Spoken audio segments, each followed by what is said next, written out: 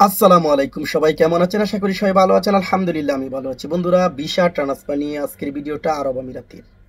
যারা আরব আমিরাতে আছেন, দুবাইতে আছেন, ভিসা ট্রান্সফার নিয়ে আজকে কথা বলবো। অনেকেই বলতেছেন যে ভাই, অনেক রকমের ভিডিও দেখতেছি যে নরমালি ভিসা ট্রান্সফার নাকি শুরু হয়ে গেছে, যে কোনো জায়গায় যে কেউ ভিসা ট্রান্সফার করতে পারতেছে। এটা কি আসলে সঠিক কিনা?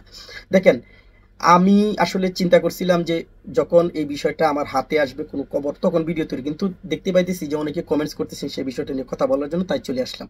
দেখেন, ভিসা ট্রান্সফার বর্তমানে যদি আপনাদেরকে কেউ বলে থাকে যে নর্মালি ভিসা ট্রান্সফার চালু, সেটা সম্পূর্ণ ভুল বলতেছে এবং সম্পূর্ণ মিথ্যা। নর্মালি ভিসা ট্রান্সফার হইতেছে না। আপনি একটা কোম্পানিতে আছেন, অন্য কোম্পানিতে যাবেন, নর্মালি ভিসা ট্রান্সফার করতে পারবেন না। সেটা কিন্তু এখনো বন্ধ রয়েছে, আমি আগের ভিডিওতে বলেছিলাম এখনো বন্ধ আছে। ঠিক আছে? তবে যাদের গ্রাজুয়েট আছে বা সার্টিফিকেট আছে, যাদের আপনার মাস্টার্স ডিগ্রি সার্টিফিকেট যাদের কাছে আছে, তারা আপনারা ভিসা ট্রান্সফার করতে পারতেছেন, কোনো রকমের সমস্যা হইতেছে না। এখন কথা হলো যে ভিসা ট্রান্সফার চালু হবে কিনা। দেখেন, ভিসা ট্রান্সফার চালু হওয়া খুবই খুবই খুবই জরুরি আরব আমিরাতে। অনেক বাইরা আছেন, অনেক প্রবাসী বাইরা আছেন, অনেক সমস্যা আছেন শুধু ভিসা ট্রান্সফারের কারণে। হয়তো একটা জায়গায় চাকরি করতেছেন, সমস্যা হতে পারে, যে কোনো কারণের জন্য আপনি অন্য জায়গায় চলে যাইতেছেন কিন্তু পারতেছেন না। তাদের জন্য অনেক অনেক সমস্যা হইতেছে।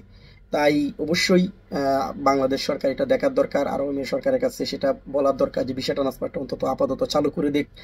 সেটাই চাই আমরা। ঠিক আছে? তবে বর্তমান আপডেট যদি আপনাদেরকে বলি, তাহলে ভিসা ট্রান্সফার নরমাল ভাবে ভিসা ট্রান্সফার বন্ধ আছে। ওকে? নরমাল। ওকে, তো ভালো থাকবেন। আল্লাহ হাফেজ।